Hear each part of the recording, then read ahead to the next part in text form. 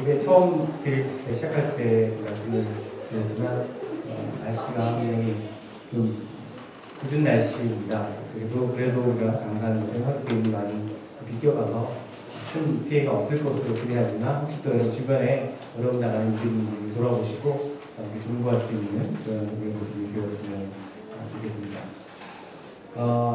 여러분 혹시 야구 좋아하세요? 야구? 네. 제가 야구 좋아하는 사람 굉장히 좋아하는 걸로 알고 있습니다. 저도 야구 굉장히 좋아해요. 요즘 그 미국 프로야구 메이저리그가 월드 시리즈를 남겨두고 있는데 이 월드 시리즈에서 맞붙게 되는 두 팀이 내셔널리그 챔피언인 누구죠? 샌프란시스코 자이언츠. 자, 야구 모르시는 분들은 죄송하지만 우리 아메리칸 리그 챔피언 누구죠? 캔자스 시티가 로열스입니다. 네. 두 팀이 이제 결승전에서 이제 월드 시리즈에서 맞붙게 되는데 재밌는 것은 두 팀 모두가 각 그 리그에서 내셔널 리그하고 아메리칸 리그에서 각각 와일드 카드라고 하는 그런 일종의 보너스 티켓을 받아서 턱걸이로 올라온 팀들입니다. 그래서 그런데 지금 챔피언이 되었다는 거. 각 리그의 챔피언이 됐어요. 사실 이 두 팀이 월드 시리즈에서 만날 것이다라고 예상을 했던 사람들은 아마 거의 없었을 것입니다. 왜냐하면 그만큼 상대적으로 다른 팀들에 비해서 성적이 저조했기 때문에 제일 성적이 못한 두 팀이었기 때문에 두 팀이 설마 결승에서 만날 것이라고 기대한 사람은 별로 없었을 것이다. 그런데 기적과 같은 일이 일어나는 거죠. 특별히 캔자스시티 로열스는요, 29년 만에 월드 시리즈에 이제 진출하는 것이라고 하는데 항상 그 맞는 꼴찌 팀이었습니다. 스타 플레이어도 별로 없는 그런 팀입니다. 굉장히 선수들 연봉도 낮은 그런 팀이었습니다. 그런데 지금 이 포스트시즌에 와서 8게임 연속으로 승리를 하면서 지금 월드 시리즈의 결승전에 올라간 거예요. 꼴찌만 하는 팀이 이제 결승전에 올라가니까 막 더 열심히 응원을 하게 되더라고요. 물론 제가 응원할 좀 떨어졌기 때문에 캔자스를 응원할지는 모르겠지만 어떻게 그런 결과를 가져올 수 있었을까? 전문가들이 여러 가지 이제 분석을 합니다. 주로 이제 경기력에 관한 분석들을 하고 있는데 제가 전문가는 아니지만 제가 그 팀이 이제 경기하는 모습을 TV 방송을 이렇게 보게 되면 좀 남다른 것이 있어 보여요. 그 선수들 하나하나 표정을 보면 뭔가 좀 표정이 살아있는 것을 보게 됩니다. 뭐랄까, 할 수 있어, 할 수 있다라고 하는 자신감? 그런 어떤 적극적인 모습들이 그 표정을 선수들 개개인의 모습에서 볼 수 있다는 것이에요. 긍정적인 마인드, 어떤 긍정적인 마인드가 그 팀 전체에 가득 차 있는 것을 보게 된다는 것입니다. 그런 어떤 긍정적인 팀 분위기가 좋은 경기력을 가져오는 것이고 또 좋은 결과를 가져오는 것이라고 저는 그렇게 생각합니다. 제가 지난해 그 여름에 잠깐 그 공부할 일이 있어서 캔자스시티에 잠깐 방문했던 적이 있습니다. 일주일 정도 머물렀는데 여러분들 잘 아시는 이민호 목사님과 함께 이제 공부를 마치고 잠깐 그 목사님과 이 캔자스시티 로열스 경기를 보러 갔었어요. 구장에 직접 가서. 평일날 저녁이었는데 뭐 성적도 당시 별로 좋지 않은 상태였고 중요한 게임도 아니었는데 근데 막 참 많은 관중들이 찾아왔더라고요. 게다가 그 경기가 이제 지고 있는 경기였습니다. 이제 보통 경기가 이제 후반부에 크게 지게 되면 이제 끝까지 남아있지 않고 이제 보통 일찍들 이제 방송석에서 떠나거든요. 근데 그 경기가 비록 지고 있는 경기였음에도 불구하고 끝까지 관중들이 남아서 막 응원해주고 박수해주고 격려를 해주더라고요. 잘 경기를 못하면 그래도 박수해주고 응원하는 그런 모습들을 보게 되었습니다. 그곳에 있는 팬들 자체도 굉장히 긍정적인 마인드를 갖고 있는 것을 제가 느꼈습니다. 긍정적인 생각을 갖는다고 하는 것은 굉장히 중요한 것입니다. 오늘 고린도 후서에 있는 말씀을 우리가 함께 읽었는데요. 사도 바울의 모습을 통해서 우리가 배우게 되는 중요한 것 가운데 하나가 바로 긍정적인 생각으로, 긍정적인 시각으로 우리 삶을, 우리 인생을 바라보는 것입니다. 고린도 교회는요, 사도 바울이 직접 세웠던 교회였습니다. 그러니까 얼마나 그 교회에 대해서 이 바울의 애착이 있었겠습니까? 자기가 직접 세운 교회인데 굉장히 사랑하는 마음을 갖고 있었습니다. 너무나 그 교회를 사랑했고 애착이 많았습니다.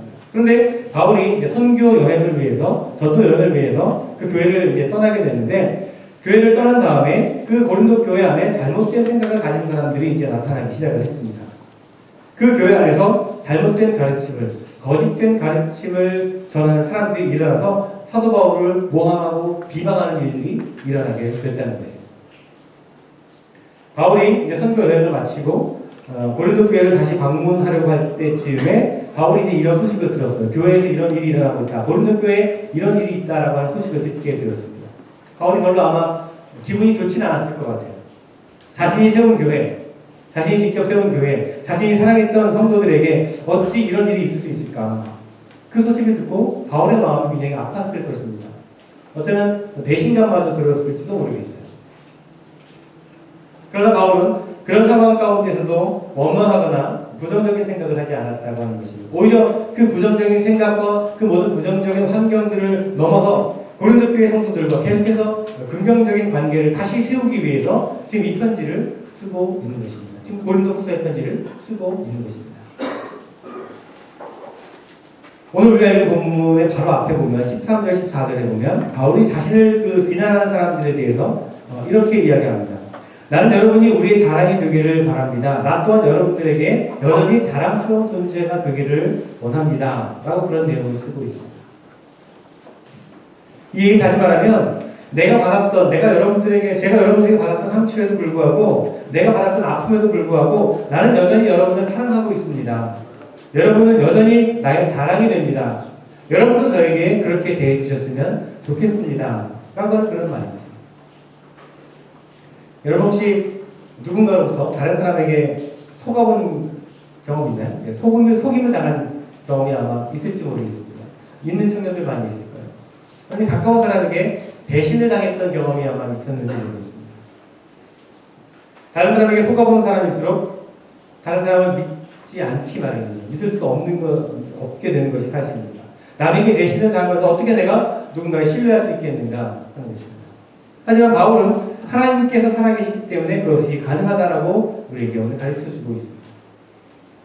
다시 말하면 사도 바울은 다른 사람들에게 받은 상처, 가장 가까이 있는 사람들에게 받은 그 아픔과 그 배신감에도 불구하고 인간을 신뢰하고 인간을 긍정할 수 있는 그 이유를 오늘 우리에게 설명해 주고 있습니다. 그 이유에 대해서 바울은 세 가지로 이야기해 주고 있습니다. 첫째로는 하나님이 신실하시기 때문이라는 겁니다. 하나님의 신실하시기 때문에 우리는 사람들을 볼 때 긍정적으로 볼 수 있다는 것이에요. 18절 말씀에 바울은 하나님은 미쁘시니라 라고 이야기하고 있습니다. 이 미쁘다라고 하는 말은요, 영어로 하면 faithful이라는 단어예요. faithful. 신실하다, 믿을만하다 라고 하는 그런 뜻입니다. 여러분, 우리 하나님은 참으로 신실하신 하나님이십니다. 믿으십니까, 여러분? 네. 반응이 없습니다. 우리 하나님은 참으로 faithful 하신 하나님이십니다. 네.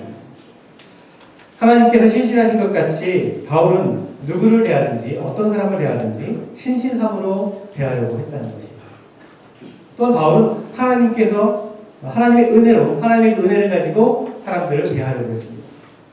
그 이유는 하나님께서도 바울을 은혜로 만나 주셨기 때문에 그렇습니다.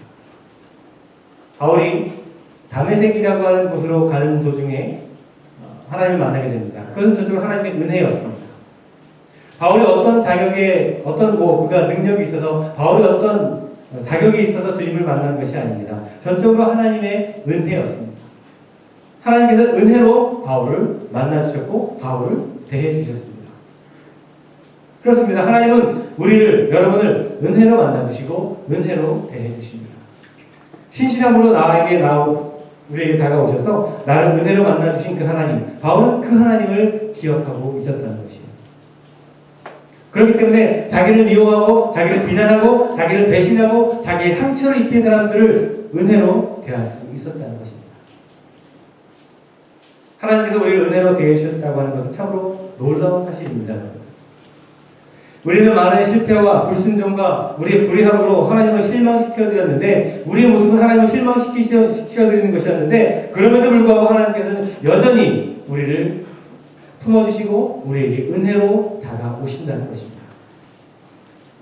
나의 실패, 나의 좌절, 나의 부끄러움에도 불구하고 하나님께서는 나를 믿어주신다는 것입니다. 신실하신 하나님께서 여러분을 신실하게 믿어주신다는 겁니다. 이것이 하나님의 신실함이요 하나님의 은혜입니다. 랍비의 선물이라고 하는 어떤 글을 읽은 적이 있습니다. 혹시 들어본 적이 있을지 모르겠는데요. 이런 이야기입니다. 진리를 찾고자 하는 어느 젊은이들이 있었습니다. 그래서 이들은 수도원 비슷한 것을 이제 지어놓고 공동체를 이렇게 세워놓고 이제 공동체 생활을 시작했습니다. 점점 많은 젊은이들이, 많은 사람들이 그 공동체 안에 찾아오기 시작했습니다. 그런데 이제 공동체 생활을 함께 하다 보니까 이제 뭐 인간이다 보니까 그 속에서 인간의 본성이나 인간의 어떤 나약한 모습들이 드러나게 됩니다. 드러나게 되어 있죠. 처음에는 뭐 아무런 문제가 없어 보였지만 점점 시간이 지날수록 그 젊은이들 사이에 갈등이 생기게 되고 또 서로의 고민이 생기게 되고 불신하게 되고 서로의 부정적인 모습들이 보여지기 시작했습니다. 그래서 진리를 찾아가기는커녕 공동체 생활 자체가 굉장히 어려운 지옥과 같은 그런 공동체 생활이 되었습니다.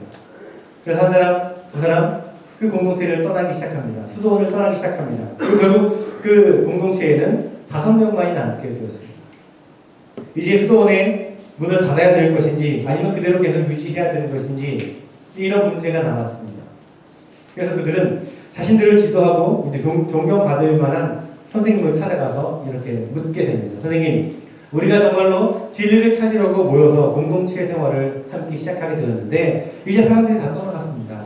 어떻게 하면 좋을까요? 이 수도원을, 이 공동체를 문 닫아야 될까요? 이 지혜로운 선생님은 질문에 대답하지 않고 이렇게 말씀하셨습니다. 그래, 이제 5명이 남았다고 했지. 너희들 5명, 이제 너희들 가운데 한 사람이 메시아가 될 것이다. 그런 말씀하셨습니다. 이 선생님의 말을 들은 5명의 젊은이들이 생각하기 시작합니다. 우리 5명 가운데 한 사람이 메시아가 될 것이다. 그럼 누구일까? 누가 될 것인가? 서로에 대해서 생각하고 바라보기 시작합니다. 혹시 저 친구가 메시아가 될까? 저 친구는 의심이 많은 친구인데 그래도 그럼에도 불구하고 좀 마음이 깨끗한 사람 아닌가? 그럼 하나님께서 그 깨끗함을 보시고 저 사람을 메시아로 쓰실까? 아니면 이 친구인가? 이 친구는 겉으로는 좀 거칠어 보이는데 그래도 이 친구 사실 마음이 어리고 깊은 마음, 사랑을 가지고 있는 친구이기 때문에 하나님께서 그를 메시아로 쓰시지 않을까? 또 다른 친구를 바라봅니다. 그럼 저 친구일까? 그는 욕심이 많은 친구이긴 하지만 열정이 있는 친구니까 하나님께서 그 열심을 보시고 열정을 보시고 메시아로 쓰실까? 아니면 저 친구일까? 그 친구는 좀 교만하긴 하지만 똑똑하고 리더십이 있으니까 하나님께서 그를 사용하시는 것일까? 이렇게 서로를 바라보면서 그 5명의 친구들이 서로에 대한 긍정적인 부분들을 찾기 시작했습니다. 그 남아있는 사람 한 사람에 대해서 다시 생각하기 시작했다는 거죠. 그들 중에 한 사람이 메시아가 될 것이라고 하는 선생님의 말에 이 젊은이들의 태도가 달라졌다는 것이에요. 이전에는 그 동료들의 단점과 약점밖에 보지 못했는데 이제는 그 동료들의 장점을 보기 시작했던 것입니다.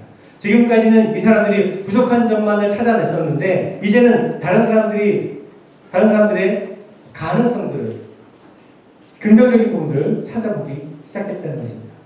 우리 중에 과연 누구일까? 누가 메시아가 될까? 그런 기대를 가지고 장점들을 보기 시작했다는 것입니다. 그리고 그들이 그렇게 사람을 바라보는 시각을 바꾼 그날부터 그 공동체는 달라지기 시작했습니다. 서로 존중하게 되고 서로 신뢰하기 시작했습니다. 그들이 서로 존중하고 신뢰한다는 소식이 퍼지자 그 공동체에 다시 사람들이 모이기 시작했습니다. 그 수도는, 그 공동체는 더 이상 문을 닫아야 될지 말아야 될지 고민할 필요가 없어졌습니다. 그렇습니다, 여러분. 공동체 안에서 우리가 서로에게 어떻게 대하느냐, 어떤 시각으로 다른 사람들을 바라보느냐, 그것에 따라서 우리 공동체는 완전히 달라질 수가 있어요. 여러분 어떻습니까? 여러분이 누군가를 바라볼 때, 여러분이 누군가를 향해서 나아갈 때에 어떤 관점을, 어떤 시각을 가지고 바라보시고 나아가십니까? 그 사람의 단점, 부정적인 모습을 먼저 보십니까? 아니면 그가 가지고 있는 장점, 긍정적인 면을 먼저 보십니까? 아마도 대부분의 사람들이 가지고 있는 약점이나 부정적인 면을 먼저 보게 되는 것이 사실인 것 같습니다. 그런 경향이 우리에게 다 있습니다. 저도 마찬가지예요. 저도 어쩔 수 없이 그런 시각으로 바라보게 돼요. 그리고 그런 부정적인 시각이 선입견이 되고 선입견이 편견이 되어서 그 사람의 긍정적인 모습을 바라보지 못하게끔 만들어 버립니다. 교회 안에서도 마찬가지입니다. 청년부 안에서도 마찬가지입니다. 우리 믿음의 공동체 안에서도 마찬가지입니다. 은혜로 사람을 대하기보다는 부정적인 시각으로 사람들을 바라보고 부정적인 시각으로 사람들을 대할 때가 참 많이 있는 것 같습니다. 물론 누가 봐도 정말 부정적으로 볼 수밖에 없는 사람들이 있죠. 그런 사람이 있긴 있습니다. 사람들이 모인 곳이다 보니 당연히 그런 사람들이 있을 수 있습니다. 그러나 그럼에도 불구하고 그렇다 할지라도 그 사람에게 있는 긍정적인 모습을 찾으려고 애쓰는 그런 모습이 우리에게 있어야 한다는 것입니다. 은혜로서 나아가고 은혜로서 그를 바라보고 은혜로서 대할 수 있는 그 모습이 있어야 합니다. 여러분, 부정적인 시각으로 바라보느냐 긍정적인 시각으로 바라보느냐에 따라서 우리 공동체의 모습은 달라질 수 있습니다. 우리 가정, 우리 교회, 우리가 속한 직장, 학교, 어떤 공동체이든지 사람들을 바라보는 그 시각이 긍정적으로 바뀌게 되면 그 공동체는 달라집니다. 변화됩니다. 새로워집니다. 하나님은 우리를 은혜로 대해주시고 우리를 믿어주십니다. 이것이 우리가 얼마나 큰 힘이 되는지 모릅니다. 하나님이 여러분 한 사람 한 사람을 신뢰해 주신다는 겁니다. 믿어주신다는 겁니다. 그것이 여러분에게 얼마나 큰 힘이 되는지 몰라요. 우리를 실망시키는 많은 사람들과 상황들이 우리 주변에 가득함에도 불구하고 하나님께서는 우리를 믿어주신다는 것입니다. 신뢰해 주십니다. 우리를 긍정적으로 바라봐 주신다는 것입니다. 자, 우리 하나님 우리 있는 모습 그대로 우리를 부르신 그 모습 그대로를 사랑해 주십니다. 부족하면 부족한 대로 연약한 대로 허물이 많아도 우리 모습 그대로를 받아주시고 품어주시고 은혜로 대해 주십니다. 나를 있는 모습 그대로 받아주시는 하나님, 내 약점과 내 좌절과 내 절망과 내 못난 모습까지도 품어주시는 하나님, 그리고 여전히 우리에게 은혜로 대해 주시는 하나님, 이 하나님의 신실하심을 우리가 믿는다면 우리도 다른 사람을 대할 때 그렇게 신실하게 대할 수 있어야 합니다. 아무리 나를 실망시키고 아무리 나를 배신하고 나에게 아픔과 상처를 준다고 하더라도 여전히 믿어주고 사랑해 줄 수 있어야 합니다. 우리를 향하신 하나님의 신실함을 기억하면서 그 신실함으로 하나님의 신실함으로 다른 사람들을 대하고 바라볼 수 있는 우리 모두가 되었으면 좋겠습니다. 두 번째로 우리가 인간을 긍정할 수 있는 이유는 예수님의 신실하심 때문입니다. 19절에서 바울이 이렇게 이야기합니다. 하나님의 아들 예수 그리스도는 예하고 아니라 함이 되지 아니하였으니 저에게는 예만 되었느니라. 자, 예수 그리스도께는 아니오가 없었다는 것입니다. 그분은 하나님 앞에서 항상 예스로 사셨던 분이었다는 거예요. 하나님 말씀에 순종하며 예라고 대답했던 분이십니다. 예수님께서 이 땅에 오신 이유는 하나님의 뜻을 이루기 위해서 이 땅 가운데 오셨습니다. 그 뜻은 세상을 구원하기 위하심입니다. 예수님은 세상의 구원을 위해서 저와 여러분을 구원하시기 위해서 이 땅에 오셨고 십자가의 길을 걸어가셨습니다. 처음엔 예수님을 따르던 제자들이 예수님께서 세상 가운데 오신 그 참 뜻을 깨닫지 못했습니다. 그저 예수님께서 놀라운 일을 행하시고 기적을 베푸시고 병든 사람을 고치시고 배고픈 사람을 먹게 해주시고 그 모습이 좋아서 제자들이 예수님을 쫓아다녔습니다.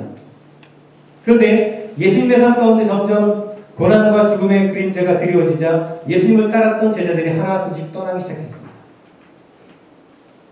그렇게 예수님은 사랑하는 자들에게 외면을 당하시고 배반을 당하셨습니다. 결국 십자가 위에서 죽임을 당했을 때는 모든 제자들이 다 도망쳐버리고 떠나버리고 없었습니다. 그럼에도 불구하고 부활하신 다음에 예수님께서는 그 떠나버린 도망쳤던 제자들을 다시 찾아가셔서 그들을 축복해 주시고 그들에게 사명을 맡겨주셨습니다. 여러분 생각해 보십시오. 여러분이 만약에 예수님의 입장이라면 그렇게 할 수 있겠습니까? 나에게 상처를 입히고 나에게 슬픔을 가져다주고 나를 저주하고 나를 십자가에 못 박수로 내어줬던 그리고 나를 배반하고 도망쳤던 그 제자들에게 다시 찾아가서 그들과 대화하고 그들을 축복해주고 그들을 품어주고 그들에게 다시 사명을 맡겨주실 수 있겠습니까? 여러분 같으면 그렇게 하실 수 있겠느냐 하는 것입니다. 저 같으면 그렇게 못할 것 같아요. 저 같으면 당장에 찾아가서 복수했을 것입니다. 네가 그럴 수 있어? 너 왜 그랬어? 너 어떻게 네가 나한테 그렇게 할 수가 있어? 따지면서 분노했을 것입니다. 그런데 예수님께서는 그렇게 하지 않으셨습니다. 그렇게 못난 제자들을 예수님은 끝까지 믿어주셨다는 것입니다. 실망하지 않으셨어요. 은혜로 대해주셨습니다. 긍정적으로 대해주셨다는 것입니다. 바울은 지금 자신을 비난하고 자신에게 상처를 주고 자기에게 실망을 시키는 사람들을 향해서 예수님의 그 마음을 가지고 지금 다가가고 있는 것이에요. 예수님은 자신을 배반한 사람들을 끌어안으셨습니다. 그래서 그들 끝까지 사랑하셨습니다. 용서하셨습니다. 그리고 그들을 구원하시기 위해 십자가를 지셨습니다. 그리고 그들을 변화시키시고 새로운 능력을 주시기 위해 다시 부활하셨습니다. 예수님의 십자가와 부활은 바로 인간을 향한 긍정과 믿음과 사랑을 보여주고 있는 사건이라고 말씀드릴 수가 있습니다. 청년 여러분, 여러분에게 실망을 주고 여러분에게 아픔을 주고 여러분에게 상처를 준 사람들에게 예수님의 마음을 가지시고 다가가시길 바랍니다. 예수님의 사랑과 용서의 마음을 가지고 사람을 긍정적으로 바라보시기를 바랍니다. 왜냐하면 예수님께서 우리를 먼저 믿어주시고 사랑해 주셨기 때문입니다. 우리를 향하신 예수님의 그 신실하심과 그 사랑으로 우리도 다른 사람을 신뢰하고 다른 사람을 긍정적으로 바라볼 수 있어야 할 것입니다. 그 말의 세 번째로 우리가 인간을 긍정할 수 있는 이유는 성령님의 신실하심 때문입니다. 오늘 21장 22절에서 바울이 이렇게 말합니다. 우리를 너희와 함께 그리스도 안에서 굳건하게 하시고 우리에게 기름을 부으신 이는 하나님이시니 그가 또한 우리에게 인치시고 보증으로 우리 마음에 성령을 주셨느니라. 하나님께서는 우리의 삶을 새롭게 하시기 위해서 성령을 우리에게 보내주셨습니다. 우리에게 임하신 성령은 바로 하나님의 보증이라는 것이에요. 그러니까 하나님께서 우리와 함께 하시고 우리의 삶을 새롭게 하실 것이라고 하는 개런티로 보내주신 분이 바로 성령님이시라는 거예요. 그러면 우리는 아무리 힘든 상황이라 할지라도 긍정적으로 우리가 정말 궁극적으로는 성령으로 말미암아 변화될 것이라고 사실을 우리가 믿을 수가 있는 것이에요. 하나님께서 개런티 해주셨습니다. 그래서 성령을 보내주셨어요. 우리 사람은 참 여러분의 모습을 생각해 보세요. 참 쉽게 변하는 존재가 아니죠. 우리는 참 쉽게 변할 수 없는 존재들입니다. 아무리 노력해도 쉽게 변하지 않는 것이 사람의 마음이에요. 하지만 성령께서 그 안에 들어오시면 그 안에서 역사하신다면 성령으로 말미암아 결국 변화될 수 있다는 것을 우리는 믿습니다. 그 성령의 역사하신 그 성령의 신실하심을 믿기 때문에 우리는 사람들을 긍정적으로 바라볼 수 있다는 것이에요. 성령께서 변화시켜 주실 것을 믿기 때문에. 그렇습니다. 성령이 함께하면 사람은 누구나 변화될 수 있습니다. 새롭게 될 수 있다는 것입니다. 19세기 영국에 브래들러라고 하는 유명한 무신론자가 있어서 신의 존재를 믿지 않은 무신론자가 있었습니다. 그리고 같은 시대에 휴스라고 하는 목사님이 계셨습니다. 어느 날 이 무신론자 브래들러가 휴스 목사님에게 공개 토론을 하자고 제안을 했습니다. 신이 존재하느냐, 신이 존재하지 않느냐, 그것을 가지고 공개적으로 한번 우리가 논쟁을 해보자 라고 하는 그런 제안을 했습니다. 휴스 목사는 그 요청을 받아들이면서 이렇게 얘기했습니다. 그런데 한 가지 조건이 있습니다. 공개 토론을 하는 그날 그 광장에 모였을 때 당신의 무신론의 그 신념을 통해서 감동을 받고 변화된 사람 100명을 데려오십시오. 나도 복음을 통해서 변화된 100명을 데려올 것입니다. 이것을 조건으로 공개 토론을 하겠습니다. 그리고 그 공개 토론 날짜가 되었습니다. 무신론자 브래들러가 과연 100명의 사람을 데려올 수 있었을까? 그의 무신론의 어떤 신념과 그의 무신론 철학으로 삶이 변화되고 삶이 새로워진 100명을 찾아올 수 있었을까? 결국 그 토론을 제안했던 브래들러 본인조차도 나타나지 않았습니다. 여러분, 우리 기독교는 변화의 종교입니다. 성령의 역사는 변화할 것 같지 않은 사람을 변화시키는 역사가 이루어집니다. 그 삶을 바꾸고 그 마음을 새롭게 하는 역사가 성령을 통해서 나타납니다. 유대인 어린이들에게 들려주는 그 옛날 얘기 가운데 이런 얘기가 있다고 합니다. 어떤 어린아이가 아주 단단한 그 쇠덩어리를 가지고 예쁜 동그라미를 만들고 싶어 했습니다. 그런데 어떻게 할 방법이 없죠. 그 단단한 쇠를 어떻게 이 꼬마애가 만들 수 있겠습니까? 동그랗게.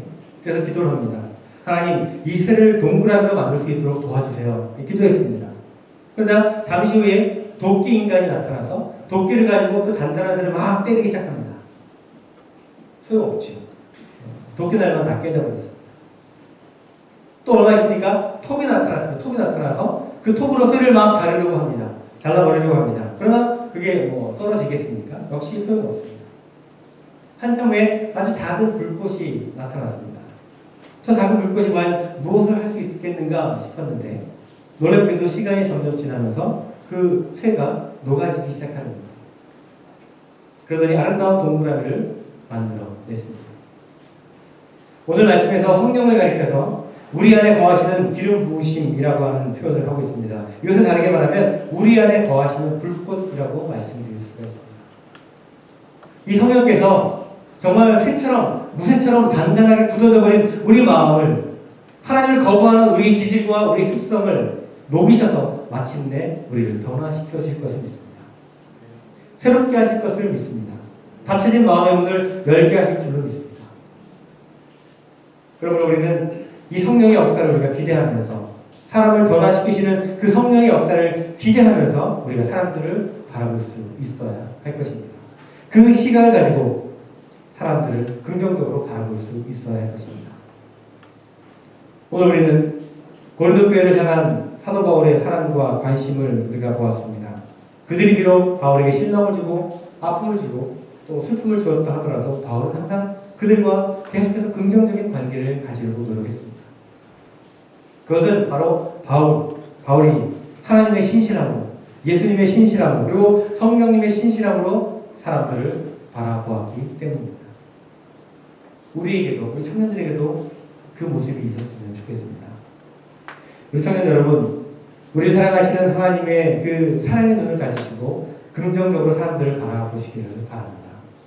사람들이 우리에게 실망을 주고, 사람들이 여러분에게 아픔을 주고, 사람들이 여러분에게 슬픔을 준다 하더라도 여러분의 긍정적인 시각으로 바라보시기를 바랍니다. 왜냐하면 하나님께서 우리를 긍정하셨기 때문입니다. 예수님께서 우리를 긍정하셨기 때문이에요. 성령께서 우리를 긍정하셨기 때문입니다.